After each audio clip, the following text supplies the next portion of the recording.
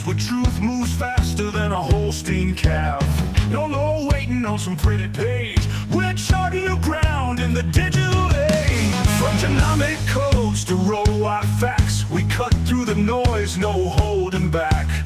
Not your daddy's dairy news tonight. We're sparking debates with every insight. The ring's not where the real fight's at. It's in the data, in the channel chat. From pasture to processor to your morning cup, we're raising the stakes. Try and get ahead of herd. Yeah! Where the future's more than just a word. Ahead of herd. Come on! The bullvine's calling, let your voice be heard. Welcome back to the Bullvine Podcast, where we cut through the dairy industry noise to get you the insights that actually matter for your operation. If you're tired of the fluff and just want the hard numbers, you are in the right place. And today, we are doing something a little bit different. Usually, we're digging into a genetics report or a new piece of tech. But today, we're essentially looking at a crime scene. A crime scene. Yeah. That's a dramatic way to start, even for you. Is it, though? I mean, honestly, when I look at the numbers we've got on the desk, it's not that far off. We're watching the slow death of a business model that, most of our listeners have bet their entire lives on. Okay, that's a fair point. I see where you're going. It's a crime scene because we're dissecting what we call the volume trap. Mm-hmm. And we've got two stacks of paper here. In this hand, I've got the USDA numbers for 2026, the North American reality. And in this hand, there's a feature piece called Gold Medal Margins, the Italian value model for dairy profits.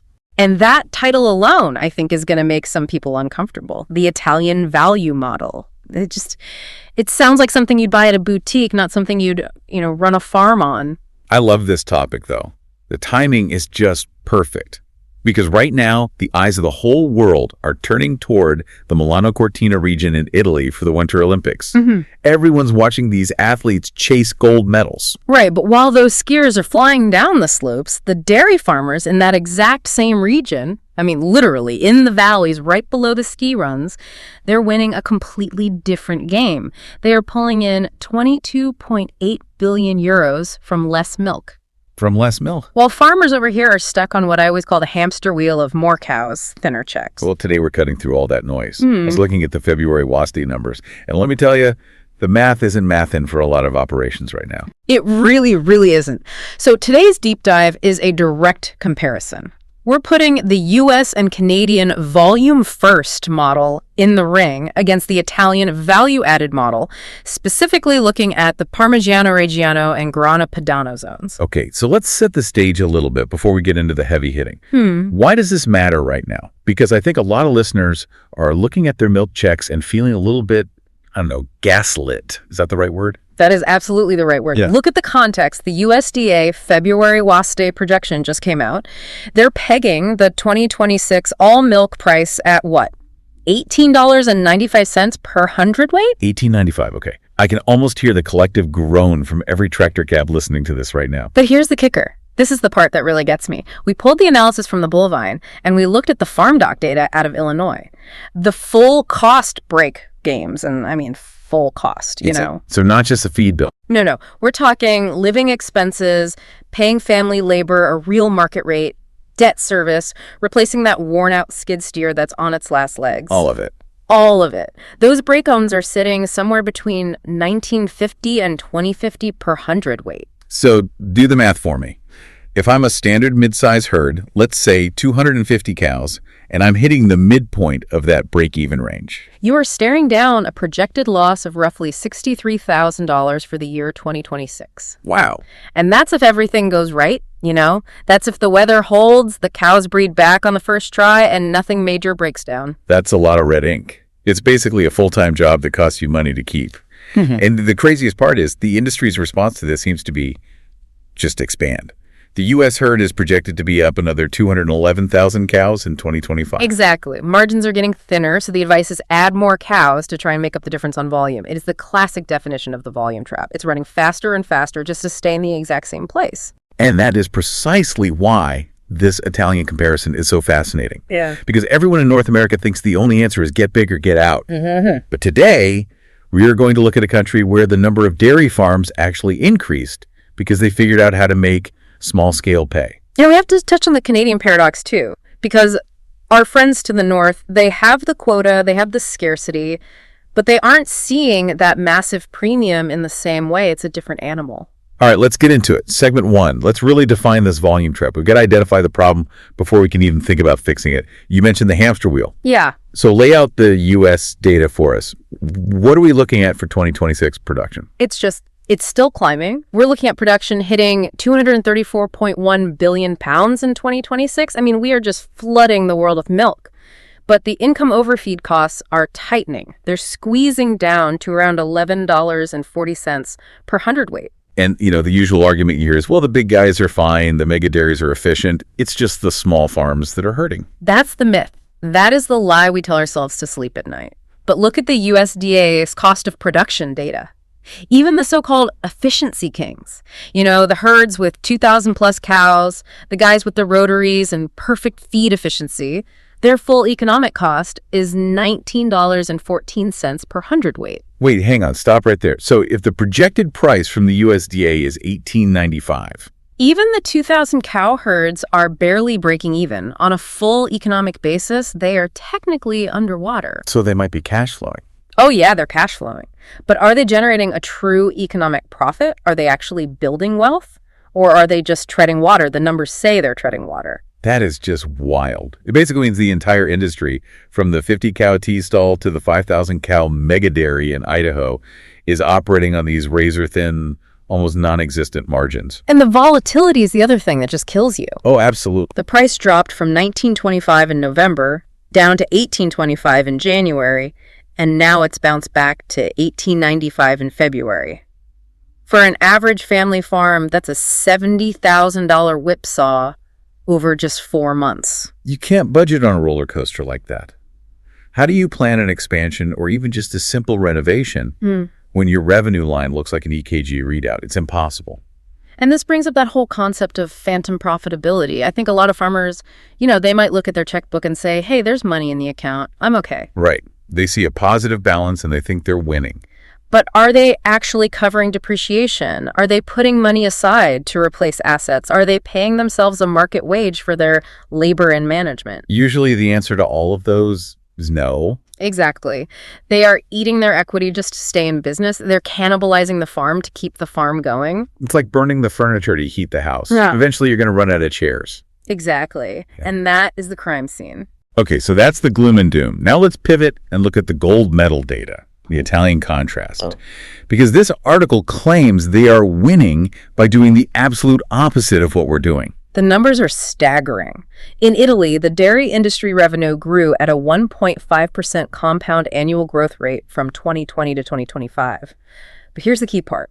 Milk volume dropped by 0.7%. Revenue up, volume down. That is the holy grail. That's the definition of working smarter, not harder. It is. And get this. The number of Italian dairy businesses actually increased during that time to about 4,043. That never happens. When was the last time you heard of the number of dairy farms actually going up in a developed nation? Never. The story is always consolidation, consolidation, consolidation. You hear about farms selling out every single week, not new ones starting up. Right. But the heavy hitter here, the real powerhouse, is Parmigiano Reggiano. The turnover for that consortium alone hit 3.2 billion euros in 2024. Okay, I have to play skeptic for a second here. Go for it. Because I know what some of our listeners, especially the hard-nosed economists, are thinking. It's Italy, it's romantic, it's all about tourism. Is this just because tourists want to eat fancy cheese while they're on vacation in Rome? Is this some kind of Mickey Mouse economy based on people taking selfies with a wheel of cheese? That's a fair question, and I expected you to push back on that. It's the obvious first thought, but the data says no. It's not just tourism, not even close. Look at the exports. Italian cheese export volume was up 2.2%, which is, it's decent. Okay, pretty good. But the value of those exports up 20.4%. Whoa. Okay, so they're selling just a little bit more cheese, but for a whole lot more money. Precisely. The U.S. alone bought 16,000 tons of it in 2024, which was up 13.4%. This isn't just people eating cheese in Venice. This is a structural price premium that travels across the ocean. A consumer in Chicago or Tokyo is walking past the local commodity cheddar and paying double for that Italian seal of authenticity. So what they've really done is decommoditize their milk. They aren't selling milk as a fluid commodity anymore. They're selling something else entirely. 100%. They're selling heritage, they're selling a specific guaranteed quality, and they're selling scarcity. Okay, let's follow the money then. How does this premium actually stick? How does it get from the consumer in Chicago back to the farmer in Italy? Because usually if a product gets that expensive, someone undercuts you, or the market floods with cheap knockoffs. If I start selling hay for $400 a ton, my neighbor starts selling it for $350. Right. And the article breaks it down into these 3 core pillars. And this is really the playbook. First, you have geographic scarcity. That's the PDO, the protected designation of origin. Right. So you legally cannot make something and call it Parmigiano Reggiano unless your cows are in that specific region of Italy, eating that specific forage. Correct. It's not just a brand name. It's enshrined in European law. It creates a legal monopoly on the name and the process. And the data on this is incredible. PDO products, on average, get a 2.23 times value premium over non-GI products. So more than double the value, just for having that geographic seal. Just for that. But it's not just about drawing a circle on a map, right? You can't just do that and expect money to fall from the sky. Right, there has to be organization behind it. And that's pillar number 2, the consortiums. The Parmigiano Consortium has a budget of 51.5 million euros. 51.5 million. That is a massive war chest. That's bigger than the GDP of some small island nations. They are the marketing department. An individual farmer doesn't have to worry about branding their milk because the consortium is doing it at a global scale. They're the ones fighting the legal battles against copycats, running the TV ads, and sending inspectors out to check the quality on every farm. And the third pillar. This is the one that really hurts when you compare it to the U.S. system. It's the link. There's direct link. Farm gate prices in Italy rise when the price of the cheese rises. Okay, let's really unpack this. Because in the U.S., we have the FMMO, the Federal Milk Marketing Orders. And frankly, most farmers need a PhD just to understand their own milk check. It's intentionally complex. Oh, it is. In the U.S., we pool it. My high-component milk from my Jersey herd gets dumped into the same pool as my neighbor's lower-component Holstein milk. It all becomes generic. And even if the price of cheddar cheese on the CME skyrockets, the processor is guaranteed what's called a make allowance. And by the way, that make allowance is set to rise to over 25 cents a pound in June 2025. Stop right there. Explain make allowance to me like I'm 5 years old. Why does that specific thing matter so much to a farmer's bottom line? Okay, simple analogy. Think of a pizza. The processor, the guy making the cheese, gets to eat his slices of the pizza first. The government guarantees him enough slices to cover all his costs. The boiler, the labor, the packaging, that guaranteed portion is the make allowance. Okay, so he's always fed. He always eats first. If the pizza gets smaller because the market price drops, the processor still gets his guaranteed number of slices. So, who starves? The farmer. The farmer gets whatever crusts and crumbs are left over. The U.S. system, deliberately, by design, severs the link between my specific milk quality and the end product's value. The processor is insulated from risk. The farmer is completely exposed to it. That is the crucial difference. In Italy, if Parmigiano is selling for 13 euros a kilo, the farmer sees that money flow back to them. In the U.S., if cheddar prices go up, the processor covers their guaranteed margin, and the farmer gets, well, whatever the complicated FMMO formula spits out at the end of the month. Exactly. We are incentivized to produce generic white fluid at the lowest possible cost. They are incentivized to produce a very specific ingredient for a luxury product. In Italy, the farmer and the cheesemaker are in the same boat, rowing in the same direction. In the U.S., the cheesemaker is on a yacht, and the farmer is swimming behind it, trying not to drown. Okay, so we can't all just pack up and move to Italy. I mean, the pasta is great, but the commute would be terrible. So let's talk about some case studies and examples that are closer to home. What about North American attempts at this value-added model? There are some really bright spots, for sure, but they all come with some pretty big caveats. Let's take Jasper Hill Farm in Vermont. A legend. If you're into cheese, you know the name Jasper Hill. Absolutely. And they pay their partner farms roughly 3 times the commodity price for their milk. 3 times. That's not just a little better, that's life-changing money. It is. Matteo Keller, one of the founders, has said that a family can make a good living with 25 to 30 cows under their model. Think about that. 25 cows supporting a family in the year 2026. That sounds like a dream. It does. But, and there's always a but. Here it comes. It took them 20 years to build that brand and that infrastructure. They have a massive debt load from building their aging caves. And here's the really wild part. They have a housing crisis for their employees because Vermont is so full of second homes owned by people from New York and Boston. Kaler has had to personally buy 11 properties just to have places for his staff to live. So it's not just make good cheese and get rich.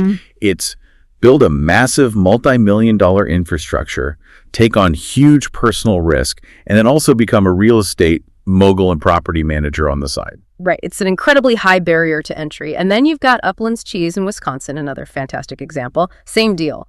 Their wholesale price is 4 times commodity cheddar. We're talking $10 a pound versus $2.50. But they're extremely seasonal, right? Pasture only, which means limited volume. You can't just scale that up to feed the world. You can't graze cows in 3 feet of Wisconsin snow in January. It's a niche, not a national solution. Okay, now, here's where I want to bring up the contrarian take, the Canadian paradox, because you and I talk about this a lot. Canada has supply management. They have quotas. Isn't that, by definition, organized scarcity? Isn't that basically what the Italians are doing? You would think so. I mean, on the surface, it's the same foundational principle as the PDO. Limit the supply to match the demand to support the price. But the outcome and the philosophy behind it are totally different. How so? Why aren't Canadian dairy farmers all driving Ferraris? Because Canada has scarcity for stability. Italy has scarcity for value. Okay, that's a key distinction. Walk me through what that means on the ground. In Canada, the quota is incredibly expensive. We're talking $24,000 to $56,000 per kilogram of butterfat, depending on the province. But that investment buys you the right to produce milk at a regulated floor price. It guarantees you won't lose your shirt. So it's safety net. It's a very expensive safety net, but it doesn't incentivize you to make a Mercedes-Benz product. It just guarantees a decent, stable price for a Honda Civic product. It removes the downside risk, but it also caps the upside potential. It's a defensive wall, not an offensive weapon. Perfectly put. And the data shows the consolidation is still happening there too. Canadian farm numbers dropped 24% between 2012 and 2022. It's slower than in the US for sure, but the trend is exactly the same. And here's the real kicker. CETA, the trade agreement with Europe. This is where the whole paradox really bites them.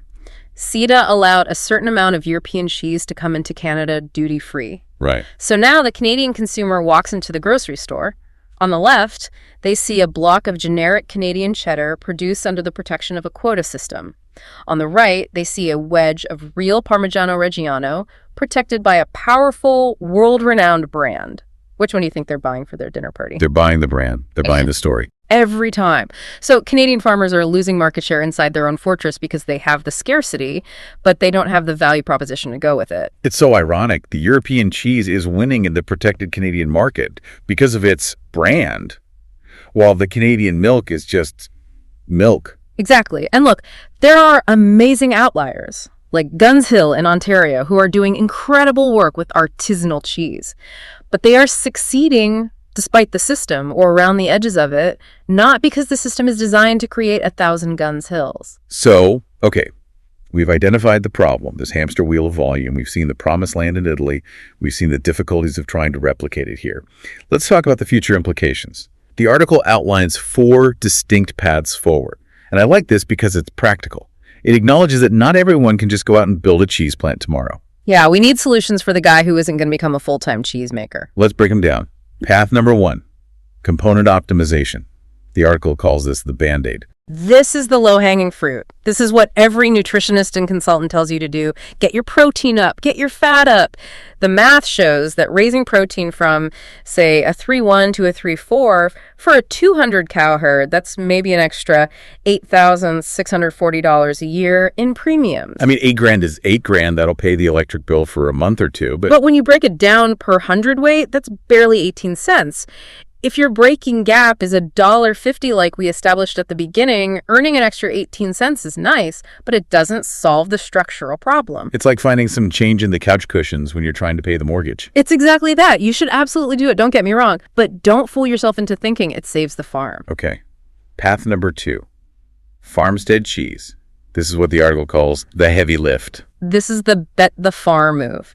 You are looking at an investment of anywhere from $750,000 to $1.2 million to build a modern licensed creamery. Oof, that's a lot of zeros. That's a lot of debt. And the timeline to even break even is 3 to 5 years. You have to learn a whole new trade. You're not just a farmer anymore. Suddenly you're a manufacturer, a marketer, a food safety expert, a brand manager. So you need incredibly deep pockets just to get in the game. And you need a high tolerance for risk. The data shows that 24% of artisan cheesemakers in the U.S. gross under $50,000 a year. So just because you build it doesn't mean they'll come. Not at all. If you make bad cheese, you just have a very, very expensive pile of waste that you're paying interest on. It's a huge gamble. All right, that one's scary. What about path 3? The collective consortium. This feels like the middle ground. This is the one that really intrigues me the most. The idea here is that instead of one farm trying to do it all, you get, say, 20 farms to go in together and share the infrastructure. So instead of one farm spending $1.2 million, you have 20 farms splitting that cost. Suddenly, the investment per farm drops to maybe $60,000 or $70,000. Now that is much more manageable. That's in the ballpark of a new pickup truck or a used tractor. Right. And there's actually money available for this. The USDA has $11 million in new grants as of January 2026, specifically for this kind of collective value-added development. So the government is actually trying to nudge people in this direction. A little bit, yeah. But it requires farmers to work together in a way they're historically not very good at.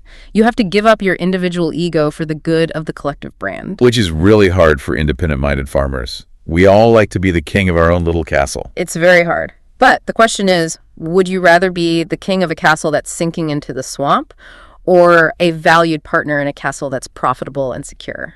Touché. Yeah. Okay, final one. Path 4. Demographic specialty. The article calls this the sleeper hit.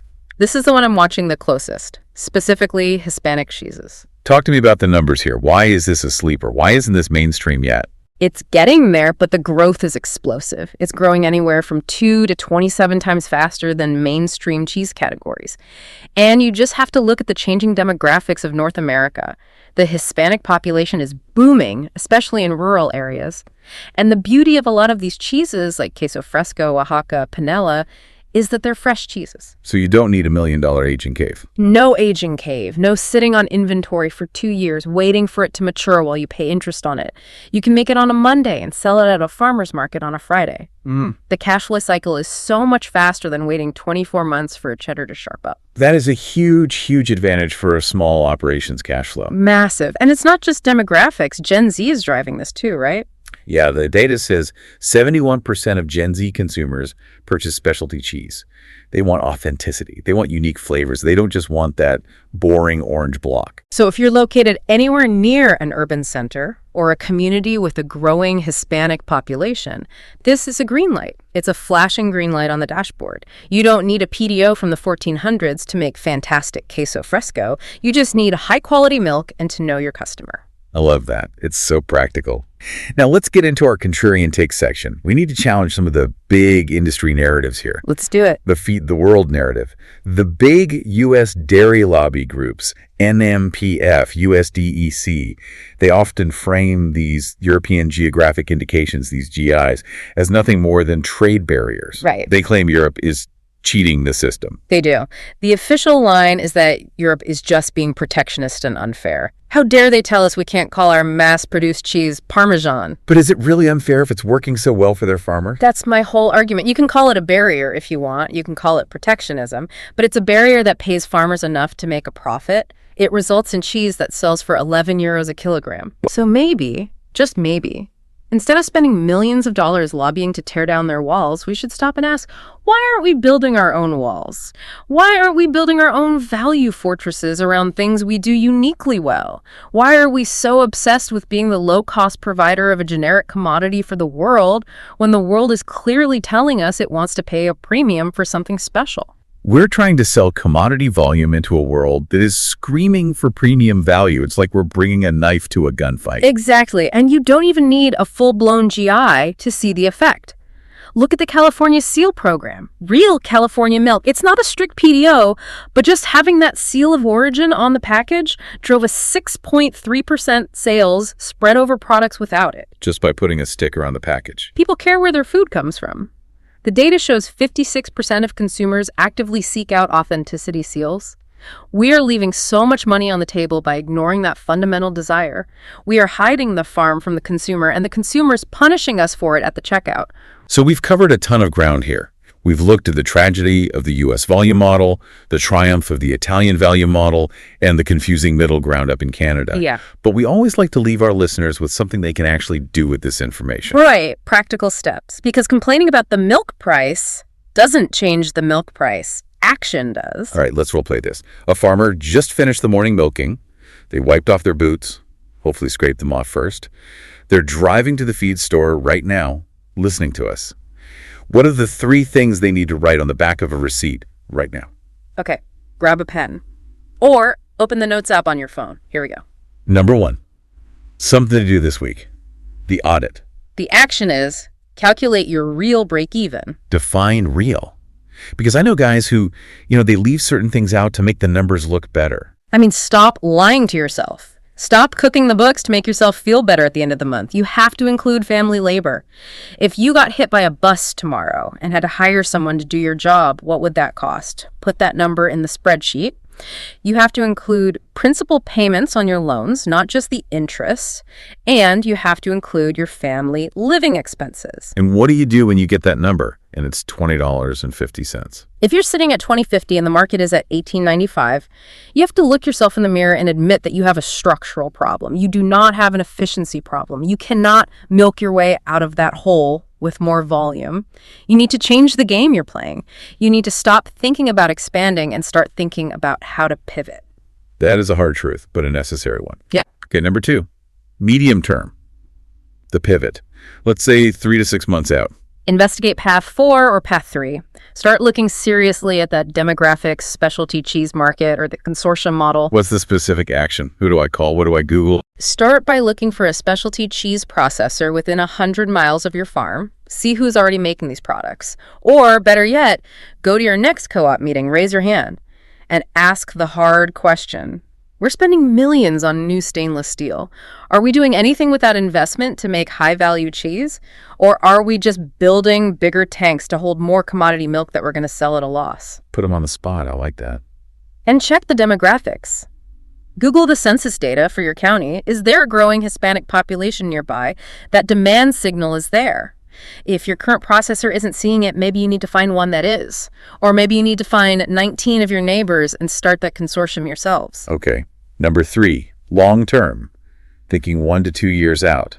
The investment. The action is a balance sheet stress test. What does that mean in plain English? It means if you're seriously considering path 2 going all in on a farmstead cheese operation, you need to ask yourself a very blunt question. Do you have 42 months of working capital? 42 months. That's 3.5 years. That is an eternity in dairy years. That's the reality. That's how long it can take to build your inventory, build your brand, get into stores, and actually get paid. If you don't have that kind of capital sitting in the bank, then you need to be looking for those USDA DBI grants. You need to be looking for outside partners. You cannot go into that kind of venture alone and undercapitalized. And I'm going to add my own take here for the long term. If you want the Italian margins, you have to be willing to accept the Italian discipline. Yes, that is the absolute key. That means accepting quality over quantity. That means potentially participating in collective marketing where you're not the star, the regional brand is the star. It means giving up a little bit of your fierce independence for a whole lot more financial security. That's the reality check right there. Italy is playing chess with branding and heritage, and we're still playing checkers with volume. And right now, the checkers board is getting flipped over every time the USDA releases a new report. It certainly feels that way sometimes. This has been a heavy one, but I actually think it's a hopeful one if you look at the opportunities. The door isn't closed. We just need to start walking through a different one. Absolutely. The money is there. The consumer wants this kind of product. We just have to build the bridge to get it to them. This has been another Bullvine podcast from the Bullvine Podcast. For more straight-talking industry analysis and to check the full math on those 4 paths we talked about today, head over to www.thebullvine.com. It really is the home of no BS dairy analysis. And be sure to subscribe wherever you get your podcasts. We're out with new episodes every single day. Coming up next, we're looking at why all that new stainless steel processing capacity being built might not actually save your milk check. You won't want to miss that one. Stay profitable out there. See you next time.